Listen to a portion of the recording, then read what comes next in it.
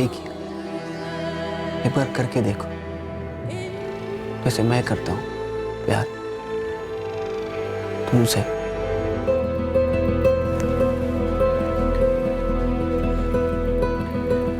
मीना, आज का दिन हमारी बाकी की जिंदगी का पहला दिन है। हम शादी जब भी करें पर सालगिरह आज के दिन ही बनाएंगे, ठीक है? अच्छा, मैं कह रहा था कि एक 20-25 लड़कों की टीम बनाओ और पूरे मोहल्ले में फैला दे, और गांव का एक एक दरवाजा खटखटाओ और सबको बोलो कि हसरत साहब कोट दे। अरे सिर्फ 2 साल पुरानी बाइक है, 30,000 में दिला रहा हूँ। ऐसी डील सिर्फ सपनों में मिलती है। इससे पहले कि आपका सपना टूटे, डील पे मुहर लगा दे। नियाज भाई फसल टेम्पो में लोड हो चुकी है, शहजाद को जबान दे चुका हूँ। अरे नियाज भाई मुझे 50 रुपये पर क्विंटल ज़्यादा दे रहा है। पुराने रिश्ते पुराने दाम पे तो नहीं निभाए जाते हैं ना। वक्त बदलता है, हर चीज़ के दाम भी बदल जाते हैं। अरे अमजद वाह, क्या बात है। तो मुगल आजम के ज़माने का पंखा आखिर तूने चला ही दिया। लतीफ़ भाई, हर चीज़ चलती है, तो चलाने का तरीका नहीं। अरे जब पढ़ा लिखा नहीं है तो इतना सब कर लेता है। कॉलेज गया होता ना तो आसमान में सैटेलाइट भेजता तू। लतीफ़ भाई, जिनका हौसला बुलंद होता है ना, सारा आसमान उनका होता है। और कोई भी कॉलेज की डिग्री हुनर पे हावी नहीं हो सकती। और हाँ, हुनर किताबों से नहीं, तजुर्बे से मिलता है।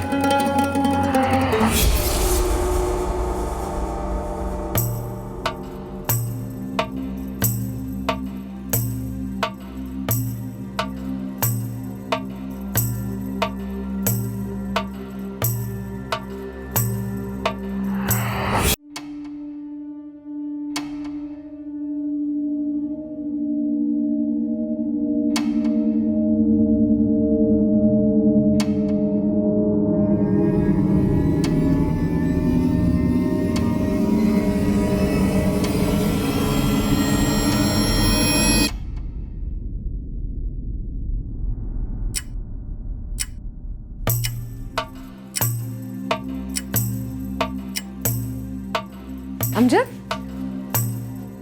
आज इतवार को कहाँ जा रहे हो? मीना, घर से बाहर जाने के वक्त टोका मत करो, और वैसे भी 10 बज चुके। हुमेरा, अरे लेट हो रहा है। चले, नहीं तो मैं अकेले ही चले जाता हूँ। बस 2 मिनट मुख्तार, हो गया बस। अरे चलो अशरफ बेटा, जल्दी। आप आएंगे ये सोचकर अम्मी ने खास आपके वास्ते फिरनी बनाई है। अरे वाह, तो एक काम करना, डिब्बे में डालकर घर ले आओ, काम से लौट कर खा दो। आज कैसा काम जी? आज तो इतवार है। अरे इतवार तो हर हफ्ते आता है, लेकिन ऐसा ऑर्डर बार बार नहीं आता। वैसे भी 2 दिन लेट हो, इस पार्टी को ना पकड़ के रखना है। अब्बू, हाँ, आज शाम को मॉल चले? जो होमवर्क करेगा वही मॉल वॉल जाएगा। पर आज कैसा काम जी? आज तो इतवार है। अरे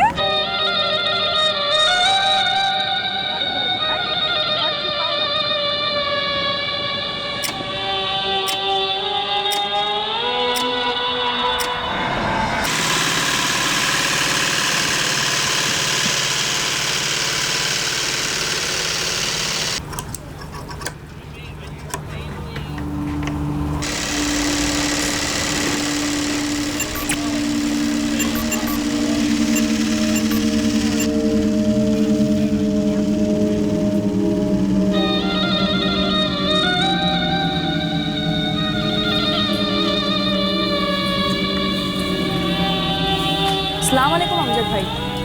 सलाम अमजद। वालेकुम अस्सलाम।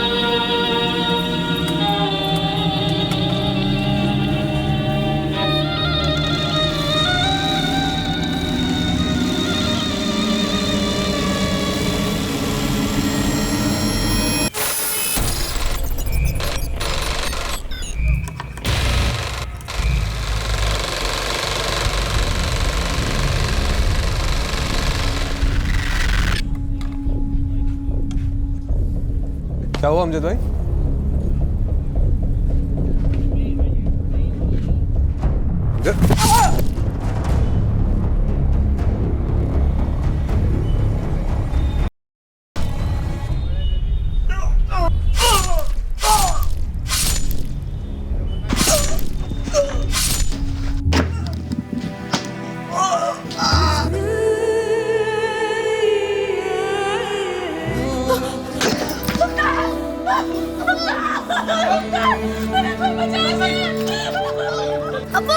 फोन लाओ, फोन लाओ। अब पता नहीं, कुछ समझ में ही नहीं आया। मैं और फ़हीम हम दोनों अपना काम कर रहे थे यहाँ पर। अमजद भाई आए, सीधा सीधा दुकान के अंदर घुसे यहाँ पे, चाकू उठाया, आए और मुख्तार के पेट में घुसेड़ने लगे साहब। पता नहीं। अमजद बेग और मुख्तार सिद्दीकी की पार्टनरशिप है? नहीं साहब, ये पूरी दुकान अमजद भाई की खुद की है। थोड़ा सा जगह उन्होंने मुख्तार को किराए पे दिया था, वो सिलाई का काम करता है। अमजद बेग का फोन स्विच ऑफ है। किस तरफ भागा वो? घर की तरफ? हाँ, शायद घर की तरफ ही भागा था।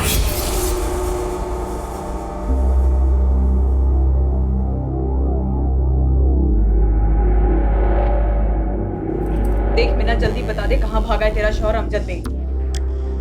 मैडम मैं आपको पहले ही बोल चुकी हूँ, मुझे नहीं मालूम। मैंने उनसे पूछा भी था कि क्या हुआ, लेकिन उन्होंने मुझे कुछ नहीं बताया। बहुत बहुत परेशान लग रहे थे वो। मैडम खुले लगे कपड़े अंदर है, अलमारी भी खुली पड़ी। मीना, अमजद ने अपने किराएदार मुख्तार सिद्दीकी पे चाकू से वार किया है। अटेम्प्ट टू मर्डर का केस है उस पे, और अगर तूने झूठ बोला, उसे बचाने की कोशिश की ना, तो तू भी जेल जा। फिर अपनी बच्ची का सोच। मैडम वो पागलों की तरह अंदर आए, कपड़े बदले और अपने साथ कुछ ले गए।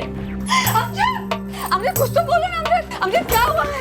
अमजद मैं कुछ पूछ रही हूँ तुमसे, कुछ तो बोलो मुझे, क्या हो रहा है तुम? अमजद मैं कुछ पूछ रही हूँ तुमसे। अमजद क्या किया तुमने? कहाँ जा रहे हो तुम? पता नहीं। अमजद मेरी बात तो सुनो अमजद। और कुछ नहीं बताया। अभी मुझे आप लोगों से पता चला कि अमजद ने मुख्तार भाई को चाकू मार दिया। क्या प्रॉब्लम थी उन दोनों के बीच में? मुझे नहीं मालूम मैडम, अमजद ने मुझे कुछ नहीं बताया। मुश्ताक मर गया था, 6-7 बार स्टेप किया था उसे। डॉक्टर ने बताया खून काफी बह गया था। अमजद बेग भी फरार है, फोन स्विच ऑफ है उसका। यहाँ सबके सामने स्टैपिंग हुई, लेकिन किसी को कुछ पता नहीं है कि अचानक क्या हुआ, क्यों स्टैपिंग की अमजद। सर, अमजद के खून लगे कपड़े मिले उसके घर से। उसकी वाइफ मीना का कहना है कि उसे कुछ भी नहीं पता। अमजद बस घर आया, उसने कपड़े बदले और अपना सामान बांधा और निकल गया। और सर, ये मीना ने उसकी एक फोटो भी दी है। रेड अलर्ट जारी कर दो अमजद की फोटो के साथ। हम टीम्स भेज रहे हैं पूरे मुंब्रा में, railway station, bus station, taxi stand, हर जगह।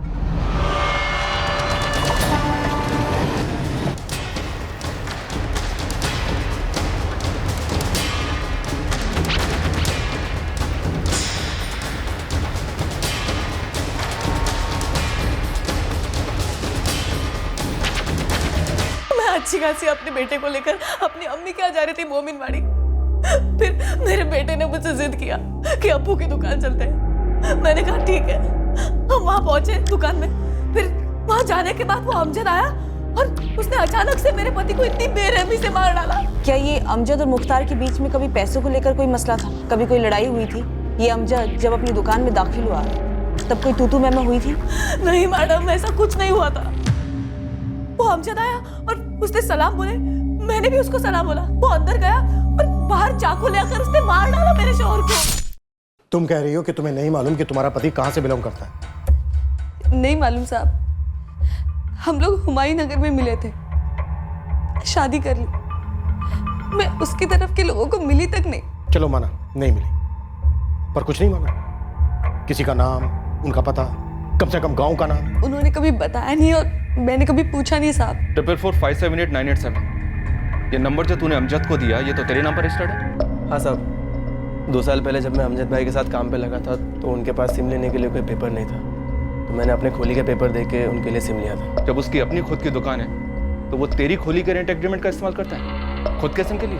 क्या लगता है तुझे तेरे झूठ को हजम कर लेंगे हम? साहब मैं झूठ नहीं बोल रहा हूँ, आपने रिकॉर्ड्स देखे ना, अमजद भाई का सिम मेरे नाम और एड्रेस पर है ना। और तू फ़हीम, तू यहाँ कब आया? 1 साल पहले साहब। जब 2 साल पहले मैं अमजद भाई के साथ काम पे लगा था तो उनके पास रहने के लिए कोई जगह नहीं थी, इधर ही दुकान में सोता था। उसके बाद मेरे साथ मेरी खोली पे रहने लगे। खोली किधर है तेरी? यहीं पास में साहब, हुमायूं नगर। वहीं पे उनको मीना भाभी भी मिली और फिर दोनों ने शादी मना ली। फिर वो मीना भाभी के साथ उनकी खोली में रहने लगे। उसके पास खुद की दुकान है लेकिन रहने का ठिकाना नहीं है। ये तुम दोनों मिलकर क्या खिचड़ी पका रहे हो? साहब सच में अमजद भाई के पास कभी खुद का मकान नहीं था। मुख्तार की दुकान पहले अलग जगह थी, 2 गलियां छोड़कर। फिर उसकी दुकान का मालिक अचानक बेच बाच कर चला गया। फिर मुख्तार ने अमजद से बात की उसकी दुकान का एक हिस्सा उसने किराए पर ले लिया था। अमजद को तुम और ये मुख्तार कब से जानते हैं? मुख्तार उसे कब से जानता था मैं नहीं जानती मैडम, लेकिन मैं उस अमजद को बस 8 महीने से जानती हूँ, जब से मुख्तार ने अपनी मशीन उस मनहूस दुकान में लगाई थी। मैं मुख्तार भाई को जानती तक नहीं थी। बस 1-2 बार जब मैं अमजद को दुकान पर खाना देने गई थी तब मिली थी बस। अमजद ने मुख्तार को अपनी दुकान का एक हिस्सा किराए पर दिया था उसके टेलर के काम के लिए, और फिर एक इतवार की सुबह को उसके बीवी बच्चों के सामने दूसरे लोगों के सामने उसका बेरहमी से कत्ल कर दिया। ये तो जानती हो? हाँ साहब, आप लोगों ने बताया तब से जानती हूँ। लेकिन वो कहाँ से आया, या मुंब्रा में या बाकी मुंबई में कौन उसके रिश्तेदार हैं, मुख्तार के साथ उसकी क्या दुश्मनी थी, इस बारे में हमें तुम कुछ नहीं बता रहे। क्योंकि मुझे कुछ मालूम ही नहीं है साहब, तो मैं आपको क्या बताऊं।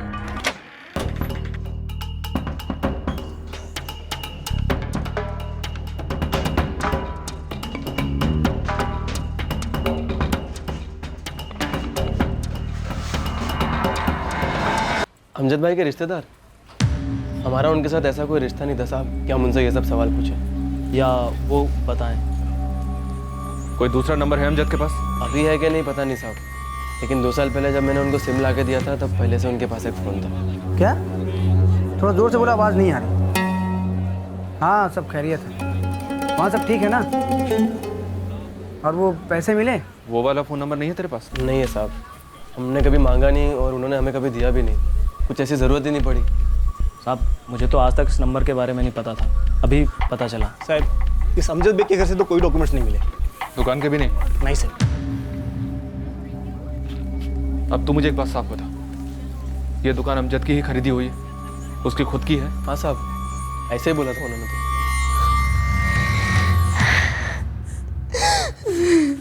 कहाँ है वो अमजद?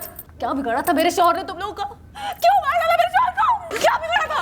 मेरा मुझे कुछ नहीं पता, मुझे नहीं पता अमजद क्या है। तू झूठ बोल रही है, तू झूठ बोल रही है साली, मुझे पता है। क्यों छुपा के रखा है? उसको कहाँ छुपा के रखा है? उस शैतान को बता ना, कहाँ है वो? क्यों मारा मेरे शौहर को? साली झूठ बता ना, कहाँ है वो? इस मीना बेग को कस्टडी में रखो, ये जरूर कुछ जानती है जो बता नहीं रही है। ये अमजद काफ़ी पहुंचा हुआ है सर, ये अपने साथ अपना एक डॉक्यूमेंट लेकर भागा है ताकि हम इस तक कभी पहुंच ही ना सकें।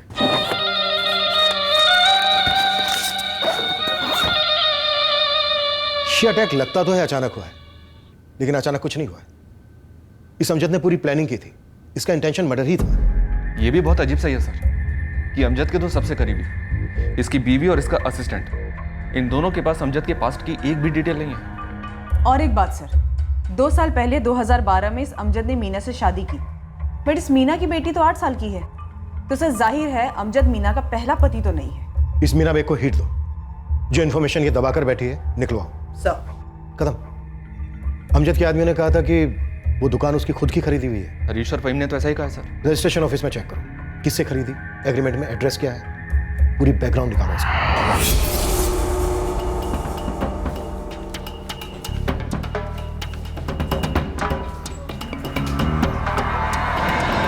कदम साहब कुछ तो लोचा है यहाँ। वो तो है, अब आप कोई गुड न्यूज़ दो हमें। और साहब मुझे जो न्यूज़ मिले उससे मैं खुद हिल गया हूँ। दुकान किसी और के नाम पर है क्या? किसी के नाम पर नहीं है दुकान, पूरा कंस्ट्रक्शन गैर कानूनी है। मैंने सारे कागजात खंगाले और उस दुकान पर भी जाकर आया, उस दुकान का रजिस्ट्रेशन तो हुआ ही नहीं है।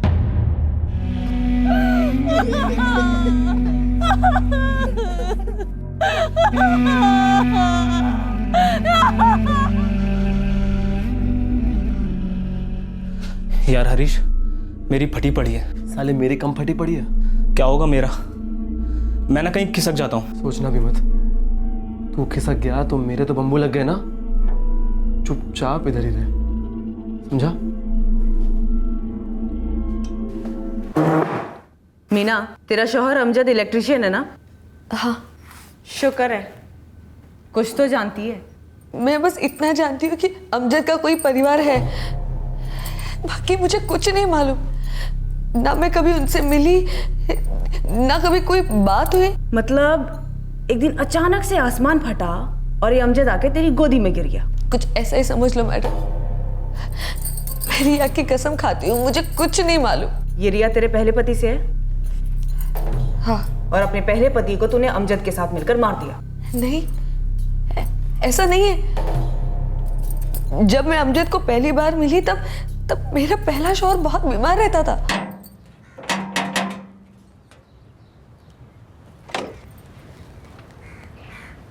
वो चाय बनानी थी तो दूध खत्म हो गया, दुकानें भी सब बंद है।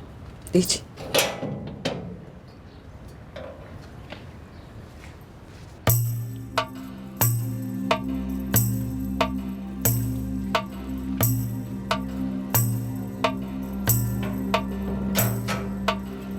कल रात को भी ये आपके चीखने की आवाज़ें आ रही थी। आप इतना कुछ क्यों सहती हैं? ये खा लो बेटा, देखो इसके बाद तुम्हें दूध भी पीना है।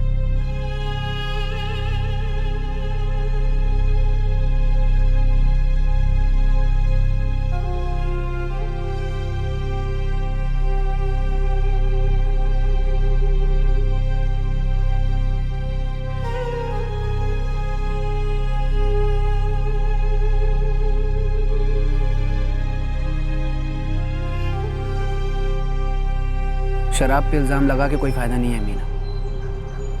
हर शराबी अपनी बीवी को इस तरह से पीटता नहीं है। और एक बात याद रखना, खुदा भी उसी की मदद करता है जो खुद की मदद करता है। तुम मेरी मजबूरी नहीं समझोगे। इंसान इतना भी मजबूर नहीं है मीना।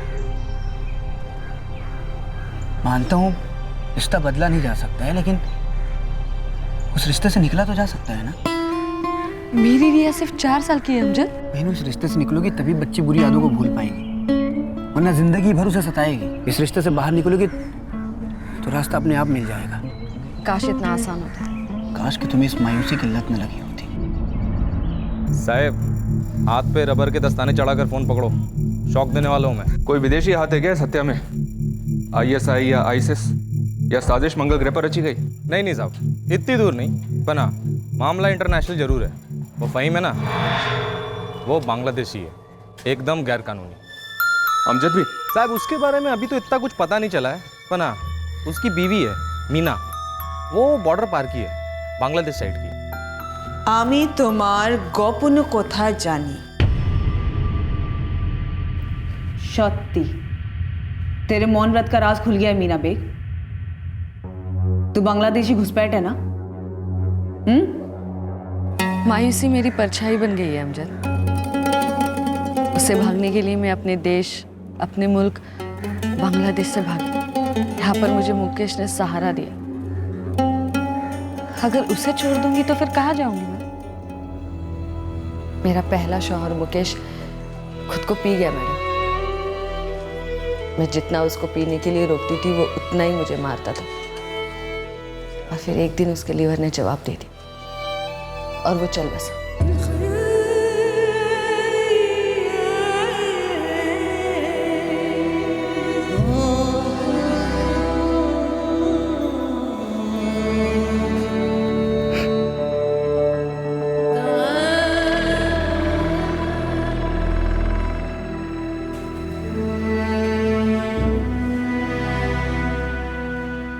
अगर मैं तुमसे ये कहूँ कि मैं रिया को मेरी अपनी बेटी मानता हूँ तो? अमजद,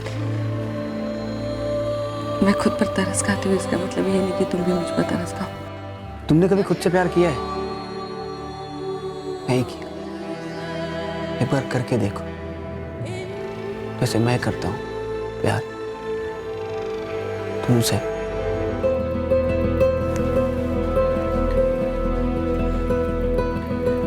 मीना, आज का दिन हमारी बाकी की जिंदगी का पहला दिन है। हम शादी जब भी करें पर सालगिरह आज के दिन ही मनाएंगे, ठीक है? मीना, अमजद भी तेरी तरफ बांग्लादेशी है ना? नहीं, मतलब मुझे पता नहीं, मैंने कभी उसे पूछा नहीं। देख मीना, हम जानते हैं कि तू और अमजद मिले हुए हैं और तुम दोनों बांग्लादेशी हो और तुमने मिलकर मुख्तार के मर्डर का प्लान बनाया और सारी दुनिया को ऐसे दिखाया कि सब कुछ अचानक से हुआ है, बल्कि ये प्लान तुमने पहले से ही बना के रखा था। तो फिलहाल ये बता कि मुख्तार से ऐसी भी क्या दुश्मनी थी कि तुम दोनों ने उसे मार दिया? नहीं मैडम, मैंने अपनी बच्ची रिया की कसम खाई और मैं फिर से कसम खाती हूँ, मुझे कुछ नहीं मालूम। मैं सच कह रही हूँ, मुझे कुछ नहीं पता। एक से एक बड़ा झोल है सर। अमजद का पहला नंबर ट्रेस नहीं हो रहा है। उसकी दुकान गैरकानूनी है। उसका असिस्टेंट फहीम गैरकानूनी विदेशी है, बांग्लादेशी, और उसकी पत्नी मीना भी वहीं की है। मीना अमजद को 2 साल पहले मिली, उनकी शादी हुई, लेकिन अमजद की तब दुकान सब सेट थी, तो जाहिर सी बात है अमजद यहाँ मुमरा में उसके पहले से रह रहा होगा। उसकी दुश्मनी भी मुख्तार के साथ तब की होगी, या भी उससे भी पहले की। ये मुख्तार भी बांग्लादेशी हो सकता है सर। और हो सकता है दुश्मनी भी वहीं की हो, पुरानी, कि अमजद वहां से यहाँ मर्डर करने के इरादे से आया हो, इतने साल इंतजार किया हो। कदम, इस मुख्तार की हिस्ट्री निकालो। मुख्तार बांग्लादेश से? मैडम आप पागल हो गए लो क्या? हुमेरा, क्या तुम और मुख्तार, तुम दोनों भी बांग्लादेश से हो?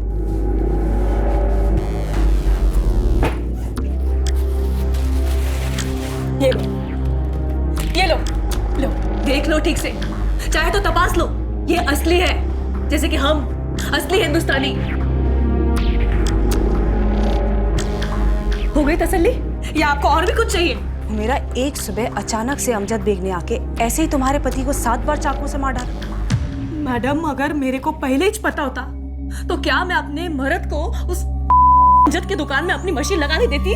मुख्तार और अमजद एक दूसरे को कितने सालों से और कहां से जानते हैं? मैडम आप सच में पागल हो गई लिए क्या? हुमेरा, ऐसे ही कोई किसी को अचानक नहीं मार देता है बिना किसी कारण के।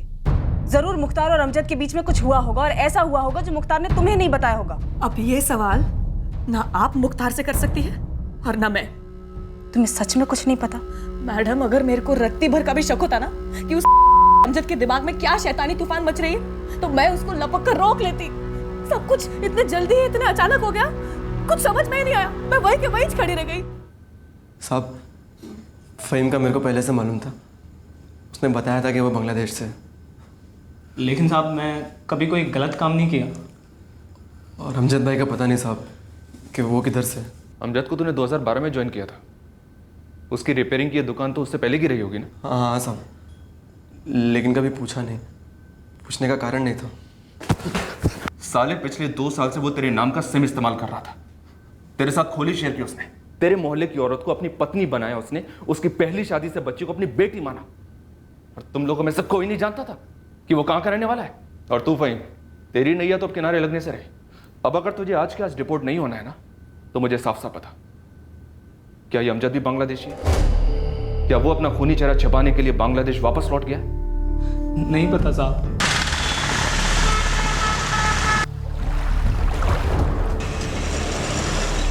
देख भाई याकूब, हमने अपने बांग्लादेशी सर्किट में एक से एक हैंडलर से बात किया है, पर किसी ने भी ये अमजद बेग नाम के किसी को ना तो उस पार से इंडिया लाया है और ना ही हाल ही में यहाँ से उधर ले गया है। अबे नाम में क्या रखा है बे? वो तो कमीज की तरह कोई भी बदल सकता है ना। इसके लिए मैंने तेरे को इस अमजद का फोटो भेजा था। हमें तुम्हारी खबरी बिरादरी का है, इतना बड़ा केस है, हम फोटो नहीं घुमाएगा। इतना बड़ा केस नहीं, क्राइम ब्रांच का सबसे इंपॉर्टेंट केस है इस वक्त। इसीलिए अपना हाथ पैर आँख कान ना जरा तंदुरुस्ती से चला। और खाली बॉर्डर तक नहीं, ढाका तक। ढाका तक तेरे जितने भी खबरी नेटवर्क है ना, सबको एक्टिवेट कर।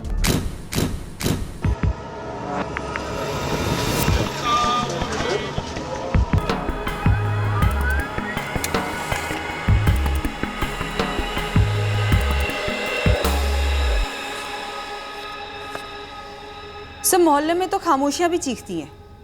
यकीनन किसी ने इस अमजद बेग और मुख्तार परिवार के बारे में कुछ नहीं सुना।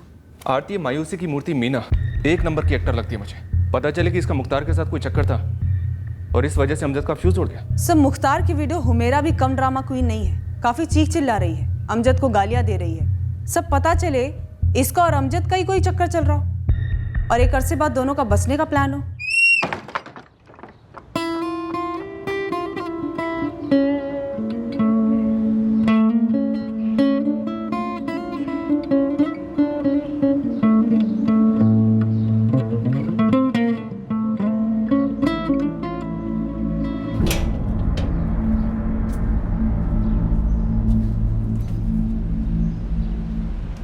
कहीं ऐसा तो नहीं कि तुम हसीना पर गुस्सा हो, लेकिन इसकी वजह मैं हूं।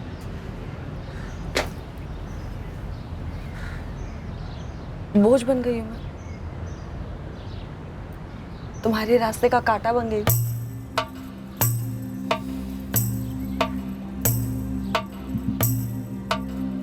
तुम हमें किस्तों में बता रही हो या फिर अपने शौहर को किस्तों में वक्त दे रही हो हमसे दूर जाने का? मैं बहुत हिली हुई थी साहब, अब भी हूँ। ये बात सच में मेरे जहन से निकल गई थी। अब अचानक से याद आई तो मैंने आपको बता दिया, लेकिन पता नहीं इस सब से उसका क्या ताल्लुक हो सकता है। अपनी बच्ची रिया की तुमने 2-2 बार कसम खाई कि तुम्हें कुछ नहीं पता, रिकॉर्ड जैसी बजती रही, पर हमें तुमने एक बार भी नहीं बताया कि अमजद की पहले शादी हुई थी और उसकी पत्नी को तुम जानती हो। रिया की झूठी कसम नहीं खाई थी मैडम, सच में जहन से निकल गया था। और मैंने सिर्फ सुना था कि अमजद पहले से ही शादीशुदा था और उसकी पहली बीवी का नाम हसीना है। हसीना? अमजद, यकीन नहीं हो रहा कि तुम ऐसा कह रहे हो। ऐसा लग रहा है जैसे कोई बुरा सपना हो। हसीना, महर की रकम मैं अदा कर दूंगा, उसकी फिक्र मत करो तुम। लेकिन ये मीना, कौन है ये मीना? उसका तुमसे कोई ताल्लुक नहीं है। हम मुमरा में मिले थे और हमें इश्क हो गया और बहुत जल्द हम लोग निकाह करने वाले हैं। प्यार तो तुमने मुझसे भी किया था ना, और जिसे तुम निकाह का नाम दे रहे हो वो दरअसल धोखा है मेरे साथ। हसीना, गुजारिश कर रहा हूँ तुमसे, बखेड़ा खड़ा मत करो। बखेड़ा मैं खड़ा कर लूं? मेरा कोई वजूद नहीं है, कोई मर्जी नहीं है। अमजद, जब से तुम यहाँ से गए हो ना, मैं इंतजार करती रही कि कब तुम मुंबई में घर जमाओगे ताकि हम अपनी जिंदगी तो शुरू कर सकें। पर तुम मुझसे फोन पर तलाक मांग रहे हो। मैं फैसला कर चुका हूँ हसीना, तुम्हें सिर्फ इत्तला कर रहा हूँ। आज से अभी से अपने आप को तलाकशुदा समझो। तलाक, तलाक, तलाक। महर की पहली किस्त तुमको महीने के आखिर में मिल जाएगी। खुदा हाफिज। अल्लाह तुम्हें कभी हाफिज नहीं रखेगा। और रही बात महर की, तो वो तुम अपने मीना पर खर्च करो, मुझे कोई जरूरत नहीं है। मैं अपनी जिंदगी अपने बलबूते पर शुरू करूंगी। भूल जाओ कि अमजद नाम का कोई दर्दनाक धोखा हुआ था मेरे साथ। क्या हुआ? क्या कहा उसने? मीना, मैंने हसीना को तलाक दे दी और उसने जो कहा वो तुम्हारे कानों के लिए नहीं है। अब हमें कोई जुदा नहीं कर सकता। तारीख तय कर लेते हैं और निकाह कर लेते हैं। सर, अमजद के इस नंबर के पिछले 1 साल के सारे नंबर्स एक एक करके खंगाले, लेकिन किसी हसीना का नाम नहीं मिला। ये सच में एक हसीना थी या फिर तुम्हारे दिमाग की उपज है? मीना बेग, बस अब और खेल नहीं हमारे साथ। मीना, हम अच्छे अच्छे हसीना के ना पसीने निकालते हैं जेल के अंदर, और मैंने पहले ही कहा था, आजमा मत हमें। मैडम, मैं सच बोल रही हूँ। मुझे सिर्फ इतना पता था कि अमजद की पहली बीवी का नाम हसीना है और हसीना ने पिछले साल फिर से शादी कर ली और जुनैद से शादी कर ली। कौन जुनैद? अमजद का छोटा भाई। अब्बू, क्या बात कर रहे हैं आप? कैसे हो गया ये सब? हमारे बेटों की जिंदगियों में क्या कब कैसे होता है हमें थोड़ी ना पता चलता है अमजद। अब्बू, ये वक्त मुझे ताना मारने का नहीं है, बताइए मुझे कैसे हुआ ये सब? तुमने अचानक से उसे तलाक दे दिया, वो अपने घर मायके चली गई हमेशा के लिए, और हमारे पास दिखाने के लिए ना ही मुंह रहा और ना ही कहने के लिए कुछ जुबान। आज साहबजादे जुनैद आए और कहने लगे कि अब्बू, हमने हसीना से निकाह कर लिया है। पागल हो गए हो तुम जुनैद? कैसी बातें कर रहा है ये? अब्बू, चिल्लाने से कोई फायदा नहीं। मैं हसीना से निकाह कर चुका हूं, वो अब मेरी बेगम है।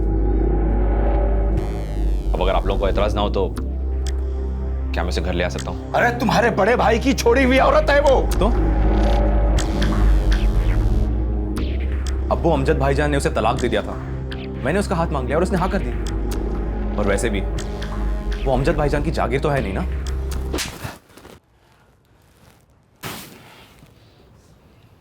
मिल गया जवाब, अब तो अलग से घर बसेगा।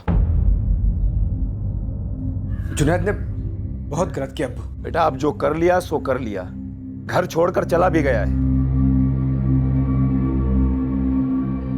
कहीं ऐसा तो नहीं कि वाकई में तुमने मुझ पर तरस खाकर मुझसे निकाह किया और तुम्हारे दिल में अब भी हसीना है? मेरे दिल में सिर्फ और सिर्फ तुम हो। मुझे फिक्र हो रही है मेरे भाई जुनैद की। पता है तुम्हें, कॉलेज नहीं गया ताकि वो पढ़े, कुछ बने और हमारे माँ बाप का सहारा बने, लेकिन उस हसीना ने मुझसे बदला लेने के लिए मेरे जुनैद पे जादू टोना करवा दिया और उसे अपने वश में कर लिया उसने। बर्बाद कर दिया उसने हम सबको। सच? तुम्हें ऐसा लगता है कि तुम बर्बाद हो गए हो? मतलब मैं तुम्हारी जिंदगी में हूँ, हम एक नई जिंदगी शुरू कर चुके हैं, उसके कोई मायने नहीं है। ये सब 1 साल पहले हुआ? जी। कुछ दिन पहले तक तुम अपनी बच्ची की कसमें खा रही थी कि तुम्हें अमजद के अतीत के बारे में कुछ नहीं मालूम।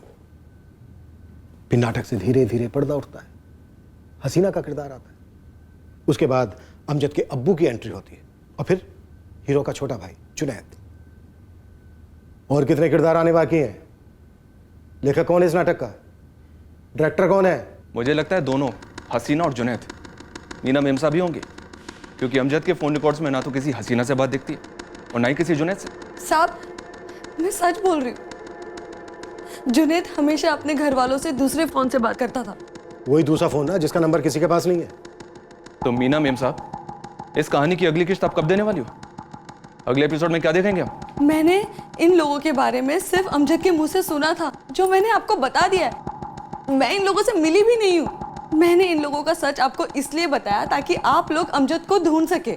ढूंढा उसे जाता है जो खो जाता है, जिसे गुमशुदा कहते हैं। तुम्हारा शौहर मुजरिम है, खूनी है, वो खोया नहीं है, फरार है। मुझे अब भी यकीन नहीं हो रहा है कि अमजद ऐसा कुछ कर सकता। मैं कह रही हूँ ना आपसे, जरूर कोई और बात है। कहानी में एक और नया ट्विस्ट। अब क्या ट्विस्ट सोचा है तुमने? अमजद का हमशक्ल? सब ये अमजद वो अमजद नहीं है। फरजाना, राखी, मैडम मेरी बात तो सुनिए। मैडम मेरी बात तो सुनिए। अमजद को कुछ तो हुआ है। 2 साल पहले निकाह के बाद हम लोग दुनिया के सबसे खुश लोग थे। मेरी बेटी रिया को पहली बार एक सच्चे बाप का प्यार मिला था। अमजद दिन रात मेहनत करता था साहब, कभी ऊंची आवाज में बात तक नहीं की उसने। बस प्यार, ढेर सारा प्यार, कोई बुरी आदत नहीं थी उसमें। लेकिन 6 महीने पहले अचानक से कुछ हो गया। उसका सारा काम बिगड़ने लगा, उसके मिजाज बिगड़ने लगे। मुझे कुछ समझ में ही नहीं आ रहा था। सब हाथ जोड़ती हूँ, अमजद को ढूंढ लेंगे। मैं खुद जानना चाहती हूँ कि उसने ऐसा क्यों किया। मैं कह रही हूँ ना आपसे, ये अमजद वो अमजद नहीं है। ये अमजद वो अमजद नहीं है। एक और गोगली। इस मीना के पीछे टीम तो लगा दी है सर, लेकिन अभी तक कुछ हाथ नहीं लगा है। बस एक उपन्यास सामने आया है जिसमें फैमिली ड्रामा भी है, थ्रिलर भी है और सस्पेंस भी है। मीना ने जो कुछ भी कहा, माना वो झूठ हो सकता है, पर सर उसने ये भी कहा कि इस अमजद का पिछले 6 महीने से काम अच्छा नहीं चल रहा था। पूरा डाउन है साहब। पहले कितना काम आता था, लेकिन पिछले 6 महीने से एकदम ही ठंडा पड़ा है। कोई खास वजह?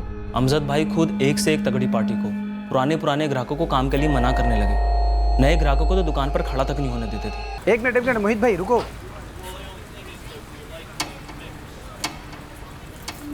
ना मोहित भाई ये काम नहीं ले सकता मैं, माफ करना।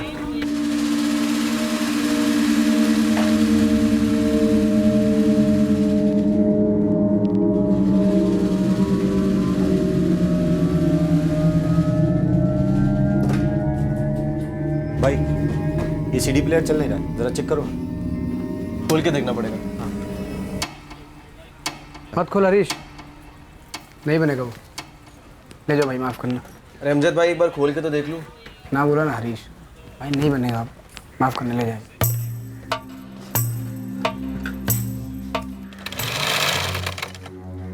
अमजद भाई ये क्या हो रहा है? हाँ, सुबह से 3 बड़े बड़े ऑर्डर आए, आपने तीनों को वापस भेज दिया। तू घाटे का था,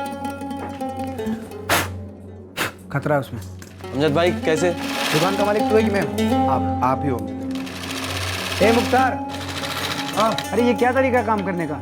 पूरा कचरा फैला रखा है दुकान के बाहर। अमजद भाई, अब तुम हमें टेलरगिरी सिखाओगे? शाम होने तक तो एक भी धागा मिलता है यहाँ। अरे लेकिन शाम तक तो कचरा दुकान के बाहर पड़ा रहता है ना, उसी से मनुष्यत फैलती है।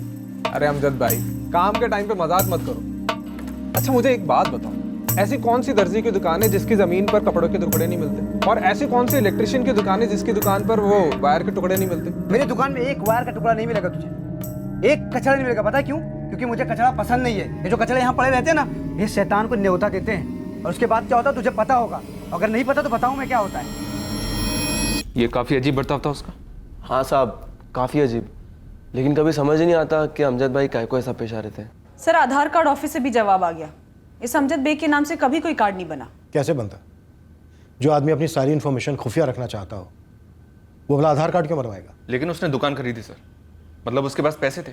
अब गैर कानूनी ही सही, दुकान का साइज देखिए, कुछ लाखों में ही खरीदी होगी सर। अमजद बेग है क्या? सरेआम एक मर्डर करता है। वो 6 महीने से परेशान था। सर 3 महीने हो गए हैं और हमारे हाथ कुछ भी नहीं लगा, ना अमजद बेग के बारे में, ना इस कत्ल के मोटिव के बारे में। इस मुख्तार सिद्दीकी की बैकग्राउंड की क्या रिपोर्ट है? क्लीन है सर, कोई क्रिमिनल रिकॉर्ड नहीं था, ईमानदार आदमी था और पिछले 15 साल से मुंब्रा में दर्जी का काम कर रहा था।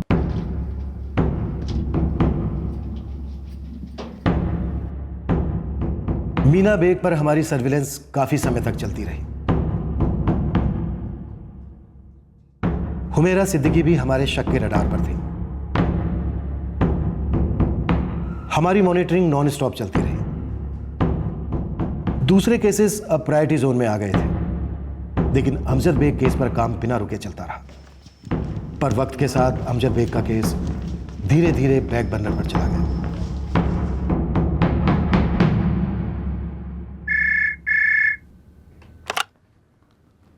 हेलो सर, आपने मैसेज छोड़ा था कॉल बैक करने के लिए।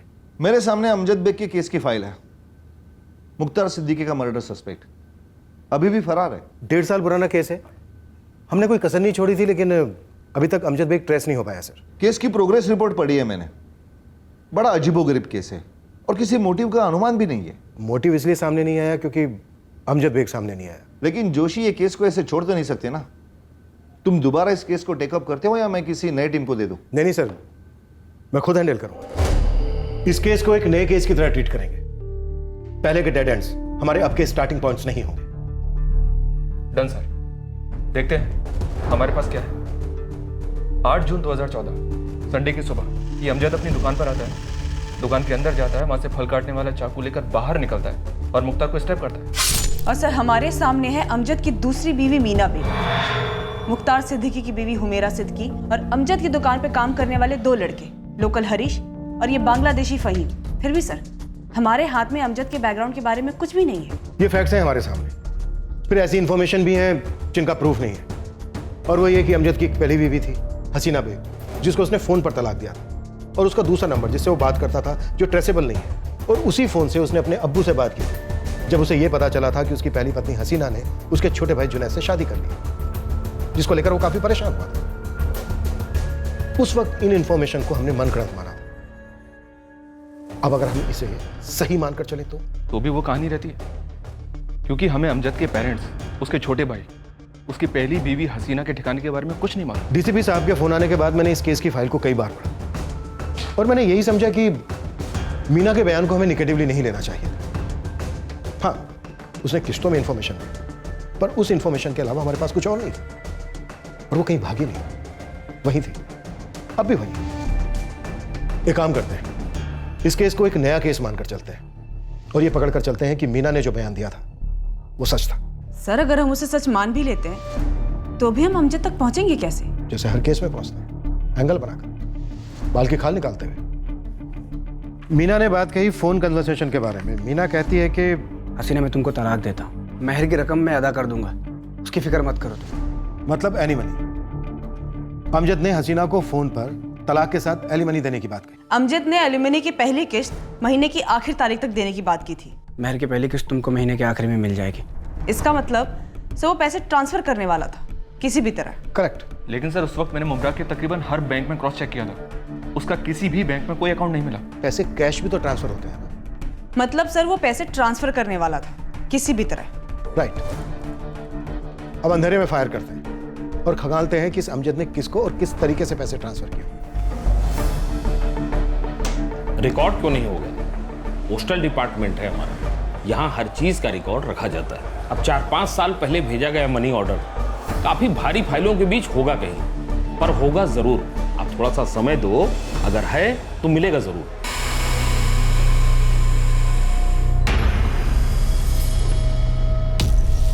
काफी छोटे रकम को ट्रांसफर करने वाले भी लोग होते हैं।